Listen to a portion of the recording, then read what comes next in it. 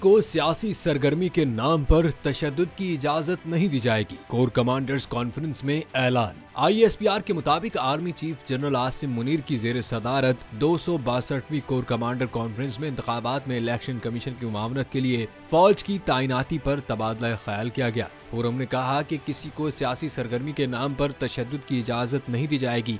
आजादाना और मुनसिफाना इंतखाबात के अमल को सबूताज करने की इजाजत नहीं दी जाएगी। फौज आईनी मैंडेट और इलेक्शन कमीशन की हिदायत के मुताबिक फराइज सरअंजाम देगी। कॉन्फ्रेंस में भारत की रियासती सरपरस्ती में जारी दहशतगर्दी और भारत की पाकिस्तानी शहरियों को निशाना बनाने की घिनौनी मुहिम पर ब्रीफिंग भी दी गई। शुरकाए कॉन्फ्रेंस ने कश्मीरियों के हक खुद आरादियत की हिमायत के अज़्म का इयादा किया और फलस्तीन में फौरी जंगबंदी की जरूरत और फलस्तीन तनाज़े के पुरअमन हल की फौरी जरूरत को मुत्तफ़िका तौर पर तस्लीम किया। शुरकाए कॉन्फ्रेंस ने फौज के अफसरान, जवानों समेत शुहदा की कुर्बानियों को खिराज तहसीन भी पेश किया।